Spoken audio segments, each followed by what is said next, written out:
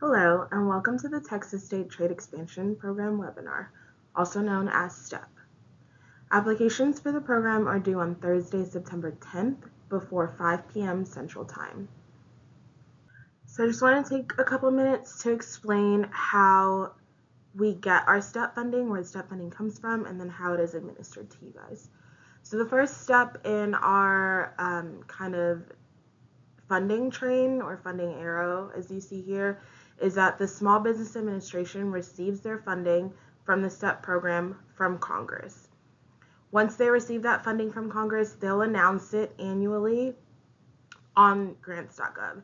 And I know a lot of times we see this funding announcement on grants.gov and us small businesses think that we can apply for this funding directly from the SBA, but that's not how it works.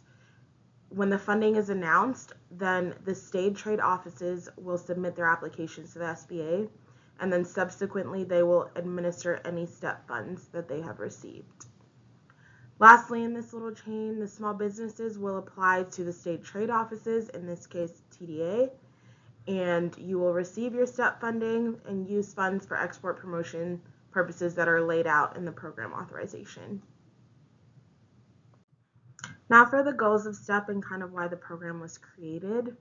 The goals from the SBA in cooperation with TDA and other state trade offices is to increase the number of small business exporters in the United States. We also want to increase the number of small businesses that are exploring significant trade opportunities.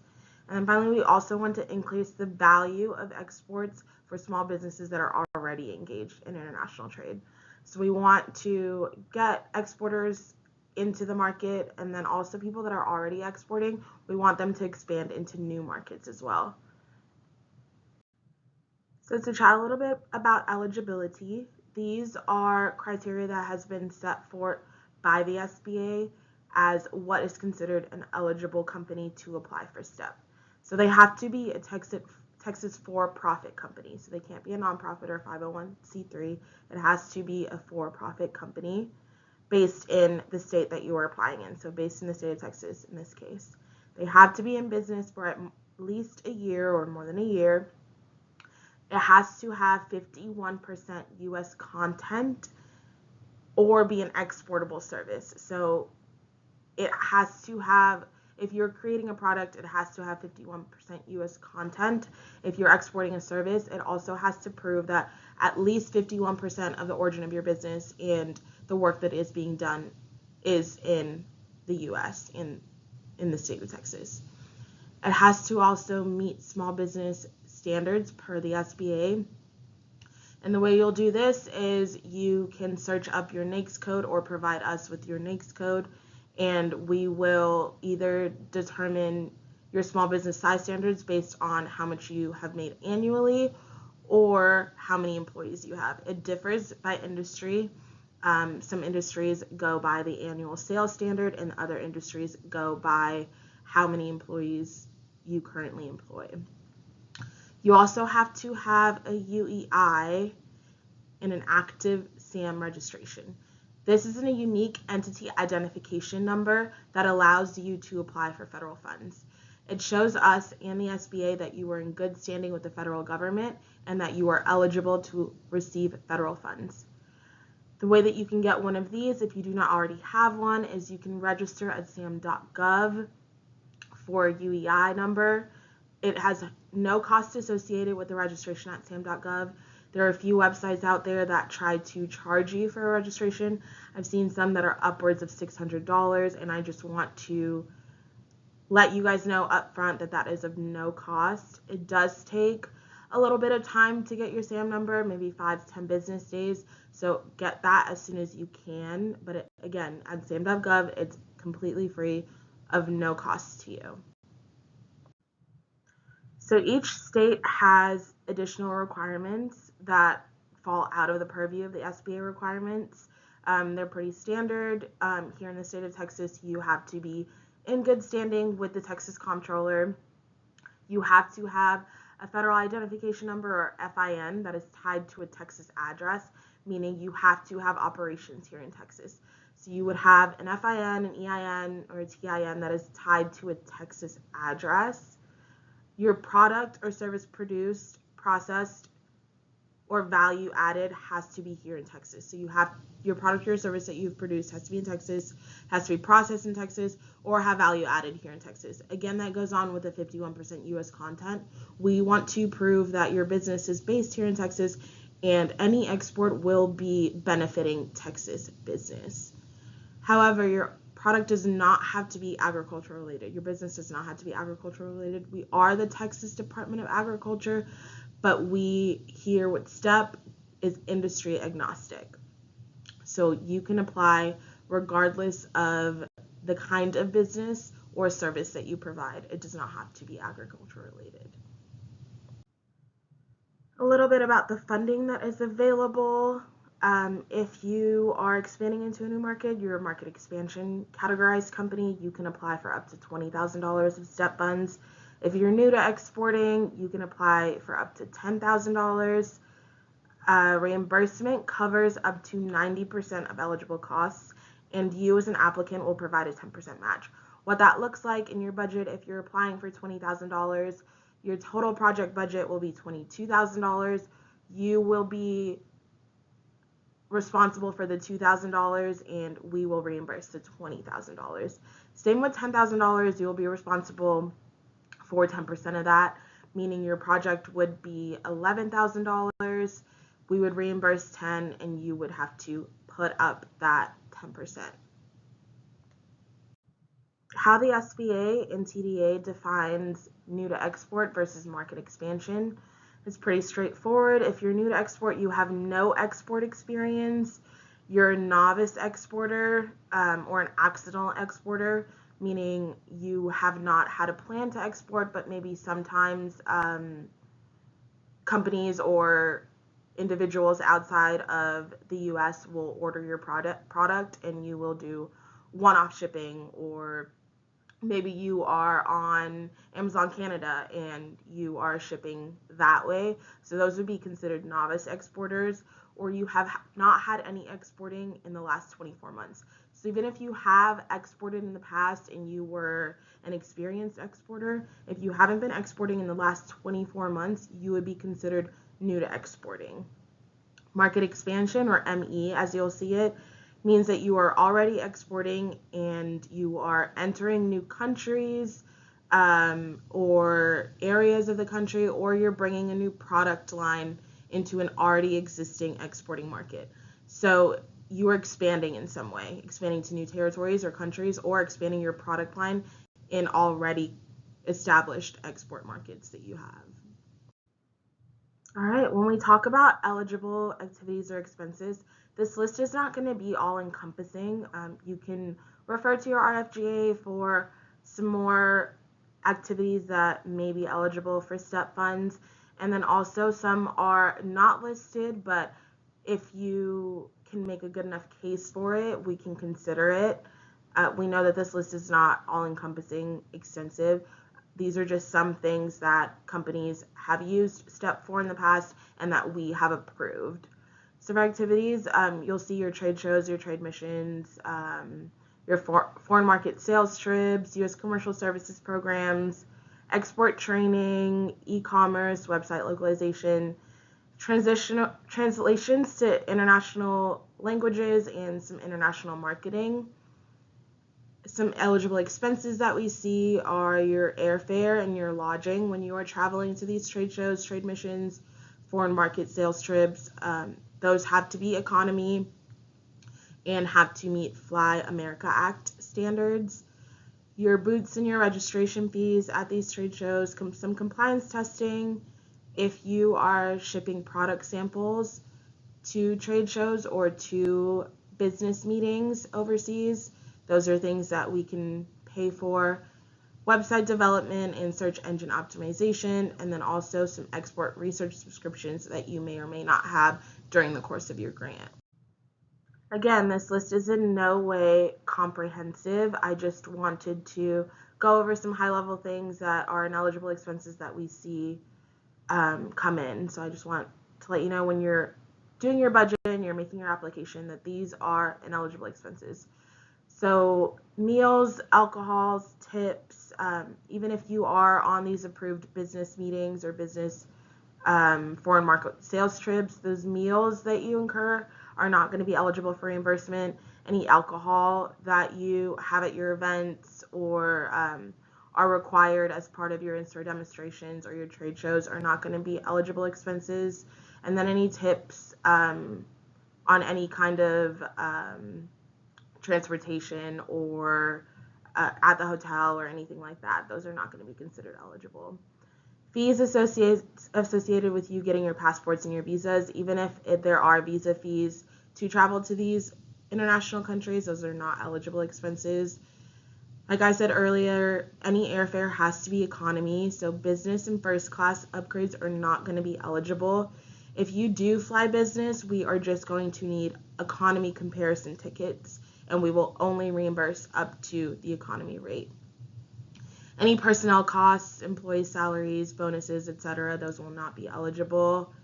Any product development costs or costs of your actual product, and then any local in-country transportation. So STEP wants to pay for you getting to the international country, making sure that you can get there via airfare, train, etc., but they're not going to pay for any in-country transportation, taxis, buses, public transportation, etc. So the timeline for the application is open for about a month. Opened on August 10th. It will close on September 10th, meaning that's the deadline. We will not accept any more applications after September 10th by 5 p.m. It's actually more like 4:59 p.m. Because right at 5, the application will stop accepting any more submissions. We're anticipating to have awards out November of this year, but we do have a start date for your project of September 1st. And what that means is your project can run from September 1st through June 30th, 2027, meaning any expenses in that window will be eligible for reimbursement. So you could theoretically, starting September 1st, start your activities and make those payments, but we are not guaranteeing that you will receive the grant funds. So if it's activities that you were doing for exporting regardless, and you add them into your application, and then come November, we award you, we will be able to backdate until September 1st to be able to get you paid. But if you are not awarded come November, we won't be able to reimburse any of those expenses made on that September 1st date. And like I said previously, it runs all the way through June 30th of 2027. So you'll have about 9 months to spend whatever funds you're asking for. So when you're making that work plan, filling out that application, just try to plan out your expenses to the best of your ability to fit into those 9 months, and make sure all of the funds that you're requesting can adequately be utilized in that 9 months. Okay, so before you apply for the STEP program in TDA Go, you're going to want to create a TDA Go profile. You're going to want to do that as soon as possible because it can take up to 72 hours. We have several people working on it here at the agency, approving people for TDA Go, so it may take less than that, but it is a real person that's reviewing your registration for the application and checking SAM numbers, TINs, etc. So it's going to take a little bit to review. So I don't want you to try to go into the application on the last day, because then you are applying for TDA Go on the last day and you may not even get access to even see that application. Similarly, with obtaining a UEI or a SAM number, activating your SAM account, you're going to want to do that as soon as possible because it's a government agency that is processing these registrations to SAM.gov. They may take 5 business days up to 10 business days. I know that they do get them out pretty quickly, but there's these buffers, and you want to have your SAM number by the time you submit your application. A little bit of a workaround that we do have is you can register for TDA Go without your SAM number. You can just use 12 zeros in that field instead. And then when you go into you'll be able to go into the application and fill out all of the application while you're waiting for your SAM number. But before you submit the application, you have to have your SAM number, your UEI, accurately displayed in the application. So if you do 12 zeros to register, you still have to have your real unique SAM number in the application in order to be eligible. So anyone who is submitting without getting that SAM number is not going to be eligible. We're not even going to be able to consider you for funding because we don't have a SAM number for you. So you're going to want to also gather your company information, your export plan, and then also identify specific export activities in target countries. So we want to see a plan to export. We want to see what you want to do to market your product or your service, and we want to see where you want to do that. So those are good things to think about before you even start the application.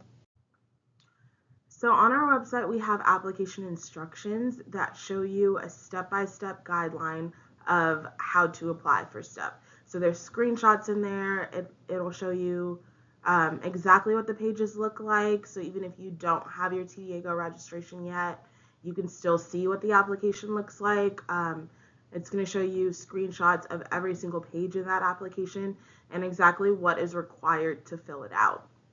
High-level points in the TDA Go application will be your applicant contact information. So the first page will be your applicant contact information. There'll be a company assessment where it'll just ask you those small business size standards questions, the Texas-specific questions. It's going to ask you a little bit about your business, some like overview narrative. And then we have our stipend activity details where you're going to show us what you're actually doing. So it'll have a spot for you to put the date of when the activity is going to be completed and then what the activity is. And you're going to be able to do that for the entire 9 months of the application or of the grant cycle. You'll also have a space to put in your budget narrative, so you'll be able to tell us exactly what things cost, and that is going to correlate to the amount you will be funded. So if you want $20,000 to be reimbursed on this grant, your budget narrative is going to have to show $22,000 of expenses. Like I said before, 10% match. Your contribution is going to be $2,000. Ours will be $20,000. You're going to want all of your items or activities in your budget narrative to add up to that $20,000. If you want $20,000 but your budget narrative only reflects $18,000, you will only be awarded $18,000. So we don't give you $20,000 just because you are a market expansion company. You will have to show activities in your budget to add up to that max amount of $20,000. That being said, we understand we're asking you to forecast costs for the next 9 months. If it is an estimate, that's fine. If it's a quote, that's fine. If we need to change it in the future, that is also okay. But we will not be able to change your full budget amount. So if you're estimating, I suggest estimate on the higher end versus the lower end because we can pull your budget down, but we'll never be able to award you more funds. All right, so we're also going to have some required forms. We're going to have your TINS form that sets you up with an account to be paid by the comptroller. We have your W-9 form, which is required, and then also your direct deposit, which we do not send out checks anymore, so everything is done via direct deposit. So we'll have you fill out direct deposit form and upload it to your application. We'll also have you sign your ESBC form, so Eligible Small Business Concern form. So you're basically attesting to the SBA that you are a small business. We will verify with all the other small business standards, but this form is required as part of the application. You're not going to be going on Google and looking for these forms. We have them all linked for you. So once you are in the application, there are hyperlinks next to where you're going to upload. So like right next to the upload button, there's a hyperlink for you to click that and fill out that form and then upload it to the application. So we don't want to see any tax documents or anything like that. We just want you to fill out the forms that are linked in the application. Last but not least, we need the application to be certified, saved, and then submitted. So there's these 3 little things. You think you're done with the application and you're on the last page and it's a certification page. You click on a box, you have to make sure to click save. That save is going to be in the top right corner. Like I said, there's pictures of this in TDA Go or in our application instructions. We really tried to hammer down that you have to click click the certification box, click save, and then click submit. A lot of the time we see people will click the certification box and then immediately click submit, and that certification was not saved. Unless you click that save button, it will not be saved. And then your application will be submitted, the deadline would have been passed, and you did not complete the certification of your application, therefore it will not be eligible. So just make sure that you click the certification box, then you click save, and then you click submit. So now a very big question that we get is, how is my application going to be evaluated? I'm going to hammer in that application instructions document over and over and over again, because that truly has everything that you need. So the application instructions, or the request for grant applications, RFGA, will also have a scoring rubric. So it's going to have sections with criteria and points allotted to it. So you'll be able to see exactly what the application is going to be scored on and how many points you can get for each category. High level will be scoring on export readiness. We'll be scoring on quality of your export strategy. So is your business ready for export? Does the strategy look strong? We'll be scoring on your project impact and growth potential. So is this project going to be something that propels you and is sustainable after this influx of grant funds? Is this something that maybe is going to create more jobs or create more export opportunities for your company? So we'll be scoring on impact, and then we'll also be scoring on your budget justification and completeness. So if you have put items in your stipend activity detail and then your budget does not match, you would not score high. If your budget seems outrageously large for the activities that you're doing and it just looks like you were padding your budget to try to get to that full amount, you wouldn't score high. So your budget has to be justified and complete. You're going to have a section under each line item where you can explain what you're going to do with these funds tied to the stipend activity detail and kind of have those marry each other. We want to see those justifications for the activities that you're going to be doing and the cost that's associated with them. So what happens if you are awarded? So our post-award cycle, it's going to run for the term of your grant. One of the first steps is you're going to execute your grant agreement. So we will lock your budget in, let you know what you were awarded. We will draft our contract on our end. Our legal team will draft it. We'll send it to you to sign. You'll send it back to us to sign, and we'll fully execute it. Then you can start with your expenditures. So like I said, September 1st is the first date of reimbursable expenses. If you are making payments or closing invoices come September 1st and you don't know until November that you are awarded, just make sure you're keeping all of that documentation. So you want to keep your invoices, keep your receipts, keep boarding passes if you're flying. Anything that we will need once the grant is fully executed, you're going to want to have, even if the expenses are from before. So you're going to be closing out those invoices up front, and then you'll submit payment requests to us for reimbursement. Once you're awarded, I'll have post-award guidance out for everyone. I'll have a full, this is exactly what we require of you. This is exactly what a good invoice looks like. It'll be ironed out from just exactly like the application is, from step 1 to the end. And then you'll also be responsible for performance reports. We will only be running 3 quarters in this grant program, so you'll be only responsible for a first quarter, a second quarter, a third, and a final. So those are some of the requirements that you can expect once you're awarded. Okay, real quick, I just wanted to drop some key success tips. I've mentioned them before when I talked about scoring, when I talked about what you're completing in your work plan, your activity details, etc. But I just wanted to again reiterate that for you to be successful in this application, these are some of the things that we want to see. We want you to be specific about your target markets. Just don't say, I am exporting internationally. Let us know exactly where you are targeting, how it's going to benefit your business, what region or Why? Just be very specific about your target markets. You want to show how the activity creates new export opportunities. You want to, again, provide strong budget justification, and then submit all of your complete documentation before the deadline. So all of the forms need to be completed. Your SAM number needs to be in the application. It needs to be certified. It needs to be saved, and it needs to be submitted. If there's anything missing in the application, we are not able to go back and add it post deadline. Now, if it's August 26th and you have submitted your application and you're like, oh, I forgot one of my forms, definitely we can return that to you and you can pull that back and you can add the form that you were missing as long as it is before the deadline. So once September 10th, 5 p.m. rolls around, there can be no changes made to your application. We can't reach out to you for clarification on anything. We can't add anything that was missing. However small you may think it is, it's just not possible. That application will be closed.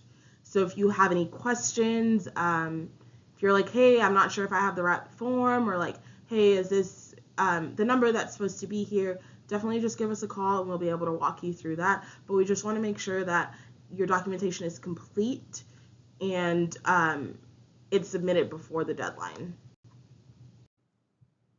And then just take a minute to look at some of our SBA offices and resource partners that we partner with for outreach and for STEP activities. So a lot of the paid resources that these offices offer, we will be able to reimburse with STEP funds. And a lot of these resources are also free. So if you are a small business and you're looking for other resources out there, these would be a good place to start if you want to expand your business outside of this grant. Lastly, our contact information here at TDA. If you have any questions, you can reach us via email, you can call us. So at all times, there'll be somebody here to answer the phone.